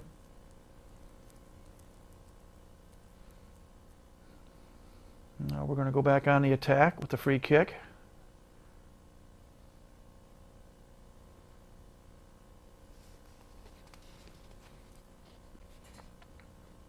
And the action's fast and furious, and if you don't think that these guys play hard, you'll see as we go along here, it's almost like a football game on some occasions. They go after it. They're not afraid to hit each other, that's for sure.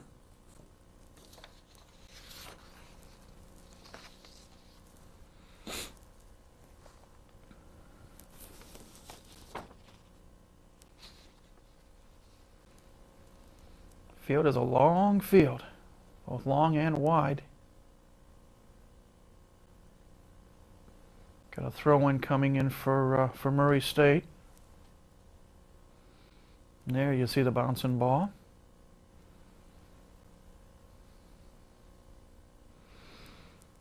Looks like it's going to be a corner kick coming up for the Racers.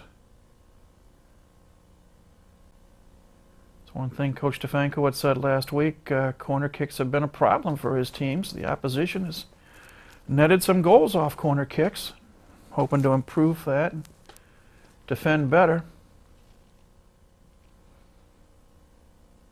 Good defense there, get that ball out of there.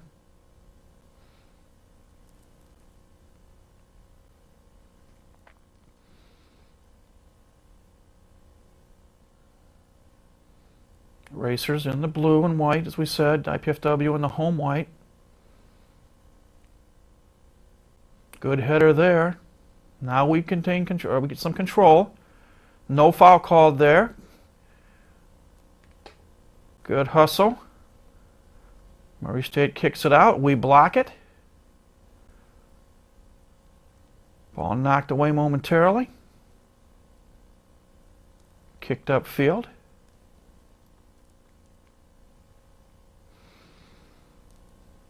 It usually seems that the team that scores first is able to establish the tempo of the game in these matches. On this occasion, Murray State scored first. There's a throw-in for the Dons. Nice kick ahead. Good block, and there's Shasina Hersey. And she knocks it in the net for the IPFW goal. This was about 8 minutes into the second half, and at that time it made the score 2-1 in favor of Murray State. The Dons continued to apply pressure, just couldn't get the ball on the net. And with just over 6 minutes to go, Murray State added a final goal on a penalty kick to win the match 3-1. But good effort on Saturday by the women's soccer team, and more to come from them. Those are the highlights that we can show you. I want to mention a couple other events that took place. The men's and women's cross-country teams took part in an invitational meet up at the University of Minnesota. And we hope to have head coach Mike Frucci with us in the next segment to talk about that meet and what's happening with his Harriers, as they're known. And also, the tennis teams were in action. The women's team played a match at Franklin College on Wednesday, and they won the match 4-3. They got singles victories from Francesca Solari and Michelle Humphrey and Jill Carey. And they had their number 2 doubles team of Stephanie Blaney and I'm drawing a blank here, but her Beth Miller, they won their doubles match, and that was the decisive match as they won 4-3. The men's team took part in an invitational at Ball State University, and Coach Eric Burns told me on the phone they didn't do quite as well as they would have liked. In fact, Coach Burns wasn't even able to see that match at all. He was hoping to be with us this week, but he's taken ill, and we hope that he gets better soon. We'll have him back on shortly. But that's the busy week that we had here at IPFW athletics-wise. Time now for us to take a break, and when we come back, we hope to have with us the head men's and women's cross-country coach, Mike Frucci. That's when Mastodon Spotlight returns in just a moment.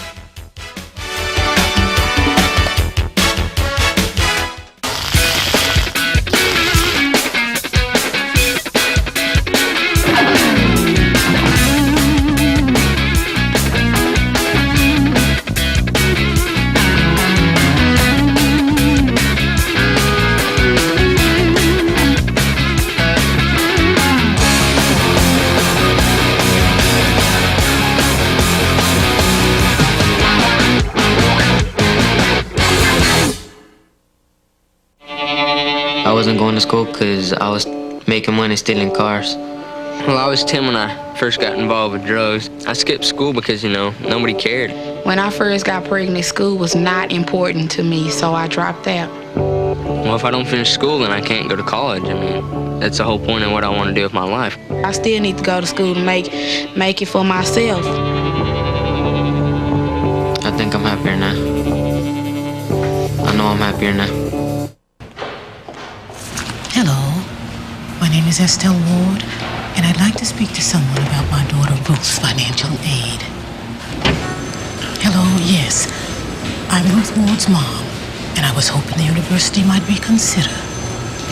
She got good grades. Hello, I'm Ruth Ward's mother, and I'd like to speak to someone about my daughter's financial aid. Young, who got some good minutes in the first half, hits the jumper. Tiffany Young, a junior from Hillsboro, Alabama, has 4. Young, 17, Footer's got it. And Tiffany Young with a sensational performance.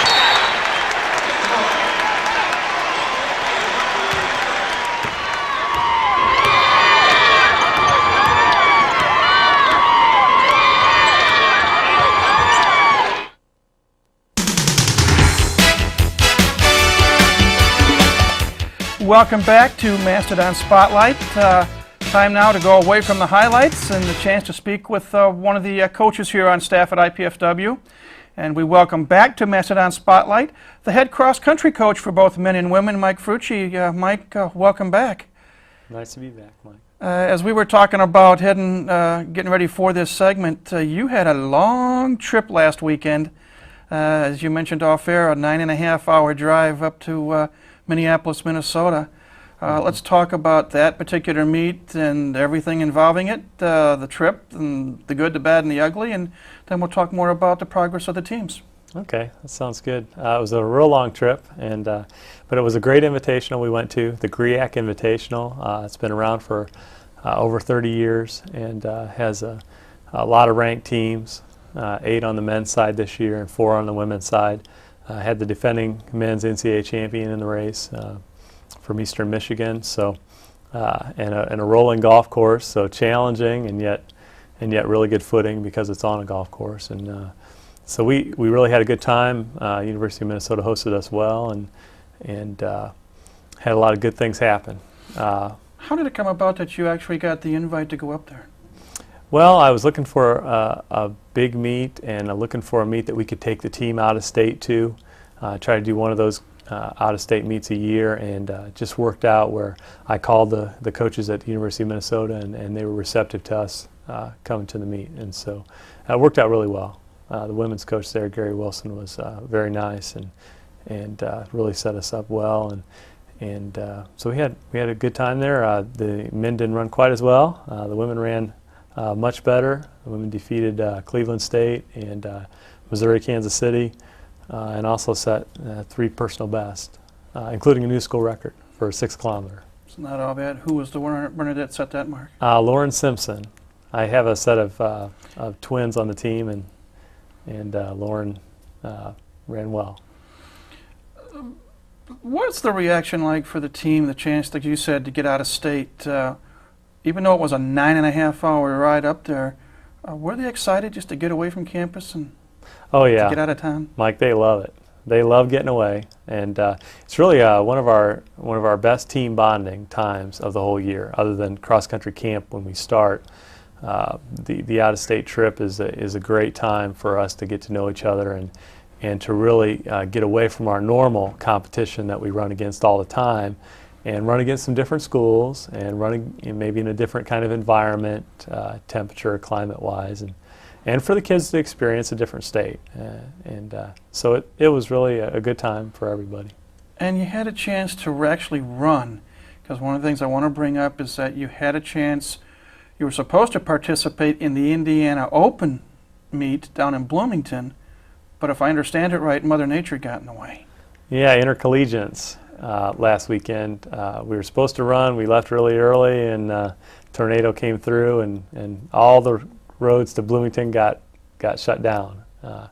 either by state police or sheriffs. And so we had to go a real roundabout way to get back up to IU, and we ended up getting there at the time the women's race was already underway.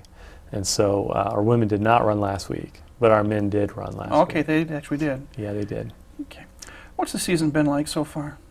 It's been a challenge. We have a lot of younger runners this year, 4 freshmen on the women's side and 3 freshmen on the men's side, and so it's been a lot of youth and so a lot of inexperience, and so it's been a lot of learning. And we've had it's been challenging. We've had a real good influx of talent on the girls' side, and to mix with our older women runners, and the team has came together really nicely and hasn't really had any injuries, and has came together as good as I could have hoped for. The men's side has had a lot of injuries, and so we're kind of working our way through that. We're having to rely on a walk-on right now, a new walk on the team, Josh Farrell. And so we're trying to get by until some of our guys heal up these little nagging injuries. Let's talk about what type of injuries do cross-country runners experience? I mean, obviously, the first that comes to my mind is either a cramp or a shin splint of some type, but there's a number of injuries that could occur. Yeah, it really can be anything with the legs usually, or one of the twins right now has had a back brace because her lower back she had problems with in high school.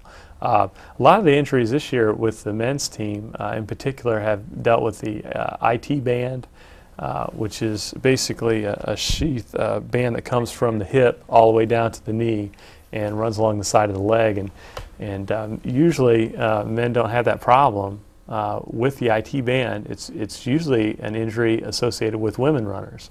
It just so happens that this year on the team we have had 3 guys with IT band problems, which is rare. And so we're trying to figure out, a couple of these guys had these injuries from high school, and they've just been nagging kind of things that go away and come back and go away and come back. And but we're trying to address those with the athletic trainers here, and trying to get a way to alleviate some of that pain.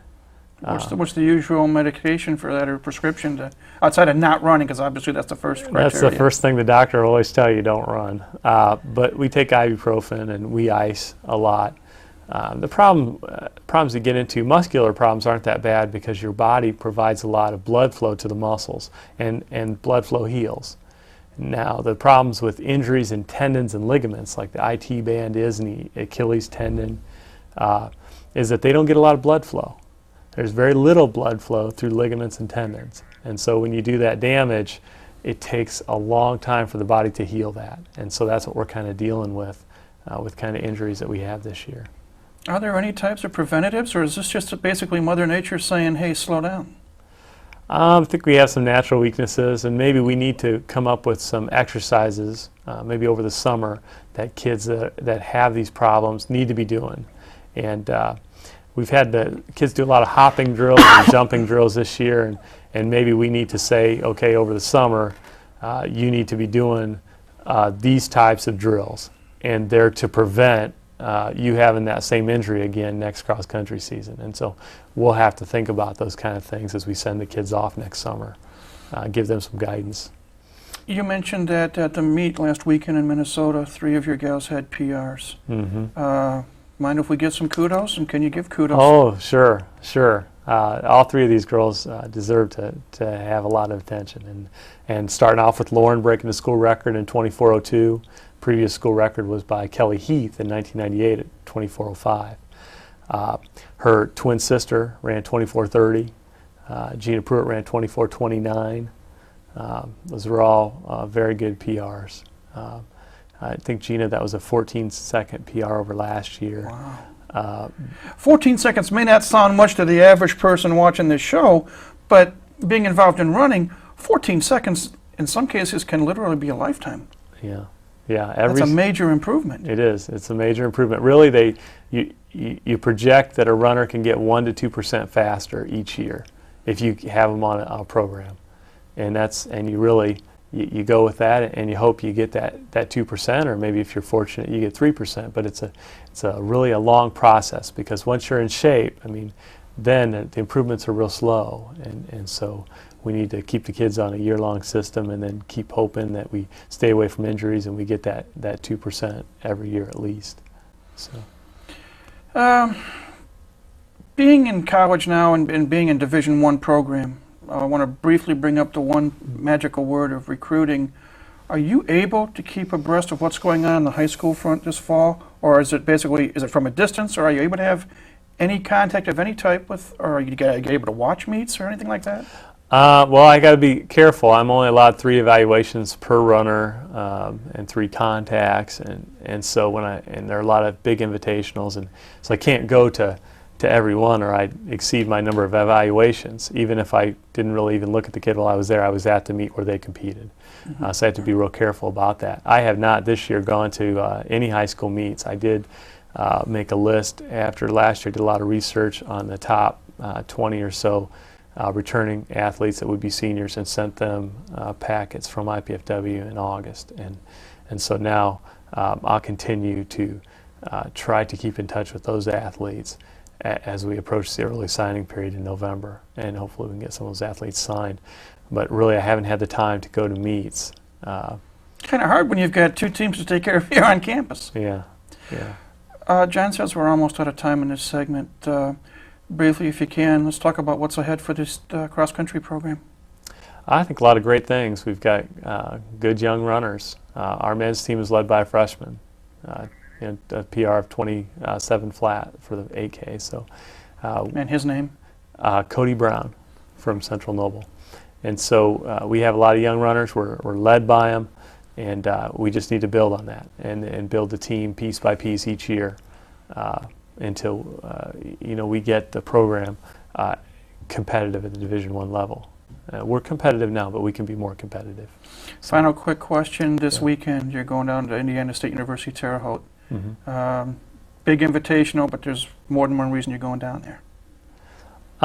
Yeah, the national championships are going to be at Terre Haute this year, and so we've gone to their invite in the past. We want to keep going there and get as many times on that course as possible to give our kids the best, the best advantage should they make it to nationals. So.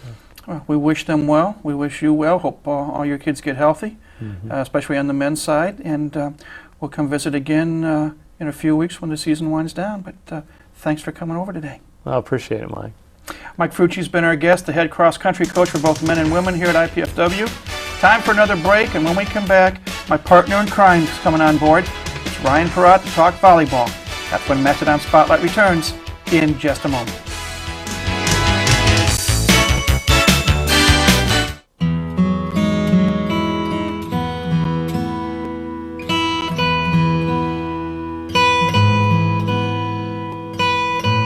As time flows on, there are places we return to again and again.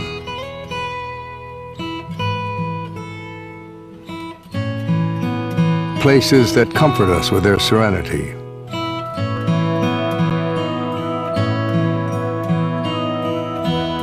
Places that astound us with their beauty.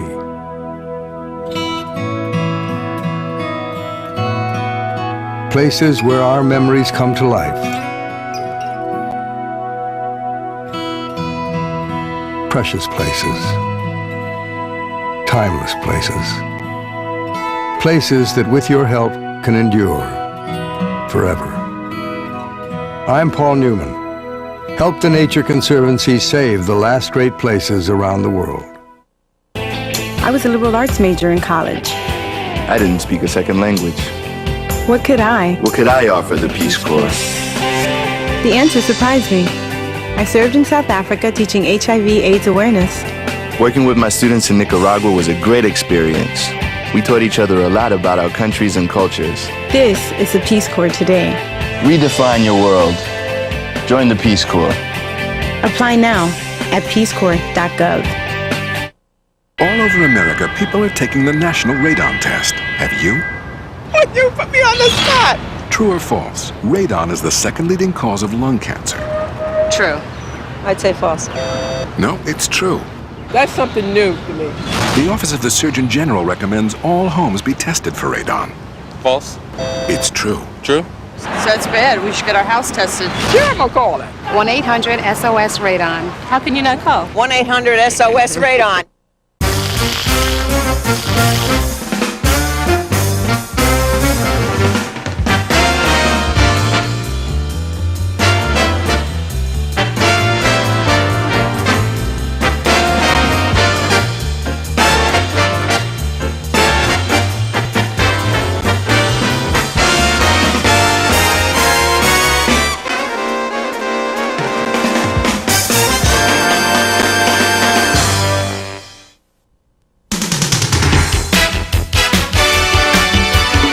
Welcome back to Mastodon Spotlight. As I said before the end of the last segment, I'm going to bring my partner in crime on. And my partner in crime for the last, is this 3 years? 2 years? I'm trying to remember. Since 99, I think. Yeah, I think since the for fall of 99. men's volleyball and some women's basketball. We welcome back Ryan Perrott. It's nice to be here, Mike. Thanks. It's been a busy fall here on campus, athletic-wise. Very. Very busy. What are your thoughts? It's very exciting, and I'm sure this is what everyone has expected would occur in regards to IPFW becoming Division I. And the excitement's in the air, obviously, the start of a brand new school year, a brand new athletic year, and the teams are very competitive, and it's great to see, and only good things can come of it. When people look at you and me, they think primarily of basketball or volleyball, especially for you, and you help with basketball as well. But you've had a chance to see some of the other athletic teams in action. Right. Talk about your thoughts. It's been great. We've been out a couple soccer matches already this year. One of the best games I ever saw was the IPFW women's soccer match against Valparaiso. And they were down, I believe, 2-1, a couple minutes left, and a great goal was scored to tie it up. And it was just an exciting game to go and see. And I watched the men's soccer game last weekend. I went out and watched some women's softball action. They beat up on Taylor, I believe. Yeah, we showed some highlights earlier. Yeah, and it's just been great that I've been able to go around and see some of the action. And all these teams are competing very hard. And the results, perhaps, the record does not indicate the way that they're playing. But I'm telling you, it's very exciting for the fans, and especially for me that's been able to go out to various sports outside of volleyball to see some of the great action going on here on campus. As a former student athlete, which you were here for 4 years playing men's volleyball, how much stock, and now that you've graduated from school and you're actually broadcasting and so forth, as you and Mark Franke are doing the women's volleyball, and then, Lord willing, you and I are going to do basketball and what have you. But technically now you're on the outside. But being a former student athlete, how much stock do you put in wins and losses on the athletic front in college? It is, well, it depends, you know, and that's a great, tough question by you. At least I get to say this, because I'm technically not officially done with school yet. I have a year left of my master's degree in communications, and I'll be finished with that. But a lot of people measure success by wins and losses. And I was in the men's volleyball program, and wins or losses were important. But I was never a big fan, and still am not a big fan of statistics. I've never been that. I think the way that you play, if you can relate somehow, if there was some quantitative way to measure how hard people play, the effort that they put into it. Well, let's throw a couple of words out at you. First word, attitude. Attitude is a big one. And thankfully, I hope a lot of people were able to say this, that I had that when I played, and I think a lot of people on this campus, student athletes, have that when they play. Pride is another one. I think a lot of athletes have pride in any sport that they play here on campus, knowing the rewards of being a student athlete and what comes with it, both the positive and the negative. So it's very difficult to say how you would measure wins or loss to a particular thing.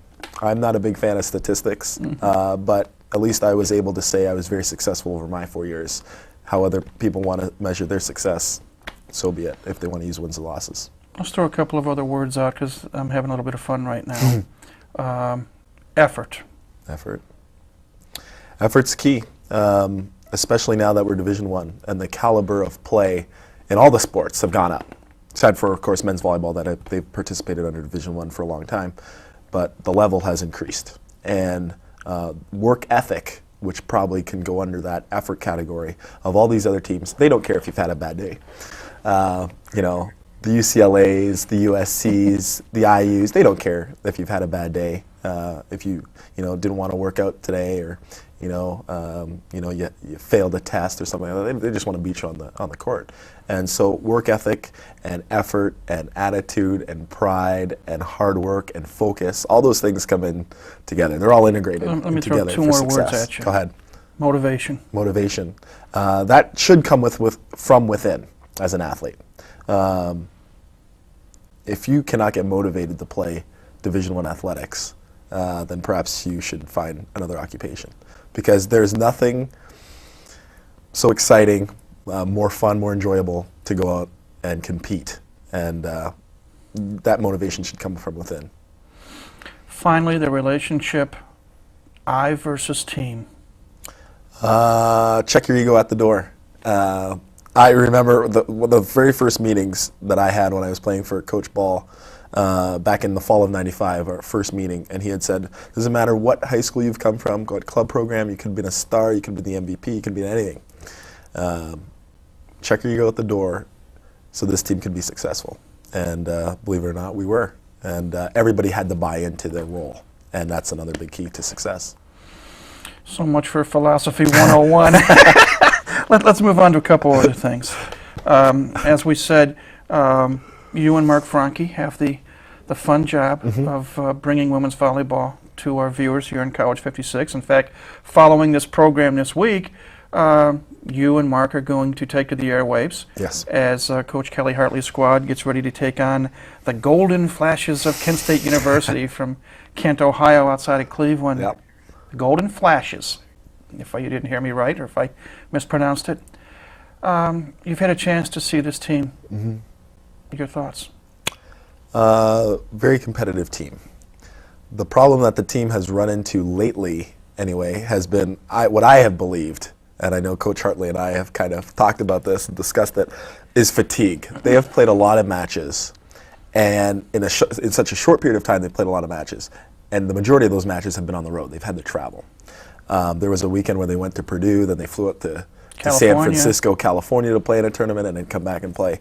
And fatigue set in, I believe, on the ladies. A lot of jumping, a lot of swinging. Their arms probably sore as well. And that takes its toll on the body. They've had a little downtime, and now they're trying to get back refreshed. Obviously, everybody's talking about the freshman sensation, Fabiana Souza from Brazil, Belo Horizonte, Brazil. She's been amazing all year.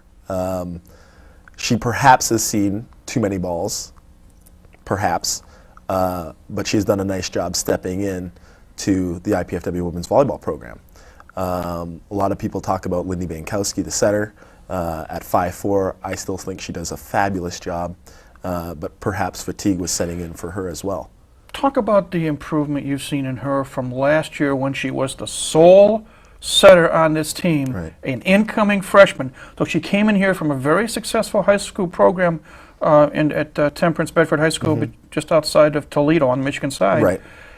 The pressures of being a college freshman, number one, of playing a sport, the position in your sport where size can be a factor, and she's stretching it at 5'4". When you and I think about Lloyd Ball at 6'8" or 6'9", and being the best setter in the world on the men's side, obviously there was a lot of pressure last year, and I know she would admit it, and I think she did when we talked with her a while back, and I think Kelly would admit it too. Maybe there were expectations that weren't met last year, but there has been a difference this year. Talk about that 1 year maturation process, which is still a process in work. Probably like more sports, it's becoming a thing of being bigger. A lot of people have this conception that bigger is better. Obviously, size counts. And because she is a setter and only 5'4", I think a lot of people underestimate her abilities. She's one of the best defensive players in all of women's volleyball. And she's a great soft blocker. Even at 5'4", she touches a lot of balls. That's just from hard work and her own effort to do so. And she has made great strides from becoming a freshman, filling in for Tammy Ish, who was her predecessor, and taken control of how to lead this team. And she has done a fabulous job of that over the course of her freshman into her sophomore year. There is a lot of pressure to be a setter. you know, you run the offense, you run the show pretty much. You're the leader on the court. And Lindy has been able to do that with this team. Let me throw out a couple of other players because time's going to start to get short because you and I get going when I love chatting. Sarah Leffers, taking over a position that Kelly says is made for her in the libero. Yes, and great ball control person. Sarah Leffers has always been a great defensive specialist. And now with the invention of the libero or libero, however you want to say it, and now it's being incorporated in the women's collegiate volleyball this year, fits Sarah Leffers perfectly. She's built low to the ground, she plays great defense, she has great agility, she passes the ball very well, she's very technically sound. And so that can only help Coach Hartley, that really good. Janelle Pollard. Janelle Pollard has made great strides. She's an incredible leaper. And I think the game now, the two things I like about her, she challenges the block offensively. A lot of people have this unbelievable misconception that, you know what, sometimes I'm going to get blocked, I shouldn't hit at the block. She challenges the block. I love that. And she has improved her jump serve immensely. Just a couple more quick players. Mo Meinhardt. Mo Meinhardt has made a fabulous adjustment from playing the middle position, which she did last year. Now she's playing on the right side, and now she loves those back slides that she hits. She's a very versatile girl as well, very talented, nice blocker, and she also brings some offensive heat as well. Last but certainly not least, and we don't want to overlook anybody else, but time constraints, Kirsta Solberg, who we had on this program 2 weeks ago. Kirsta, I think, perhaps might be the most improved out of all. She's improved her strength considerably. Her jump serve is absolutely phenomenal. And offensively, she's hitting the ball. I think she's become just a smarter player. I think experience has incorporated into her game, saying, you know what, I'm more aware of what to do in certain situations. And I think she's become a lot smarter than that. But of course, her training in the offseason. I was here in the summer in July, and those girls that we had mentioned, including Nicole Ray as well, they were all in the gym working out. And it's just gone to show you what kind of strides all these ladies want to do in order to be successful. In 30 seconds, you're still working with the men's program in any number of capacities. Quick thought, and you got 30 seconds to say it on the men's. We're going to be very talented. Hopefully we stay injury-free. That is, of course, the big one. But we have depth, we have talent, we have the ability. The question is, of course, how bad do they want it? Of course, we open up against UC Santa Barbara the opening weekend. That'll be a telltale sign of how good we will be or how good we are at that time. But patience and, of course, the talent is all there. So we'll see whether or not we're in Long Beach State at the Pyramid in early May for the greatest sporting event on the planet, the NCAA Final Four tournament. That's always fun. Thank you much. Thank you so much. Enjoy. It's been a long time. Yeah, well, we have to make it more often here.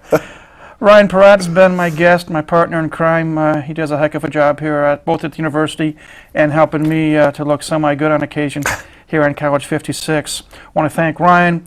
We want to thank our other guest, Mike Frucci. As always, we thank you for coming in. Quick note, here's what's coming up this weekend. Following our show, Ryan and Mark Franke come to you live and in person from the Gate Sports Center as IPFW Women's Volleyball takes place. The Dons take on Kent State. Tomorrow night, they're going to play at Ball State.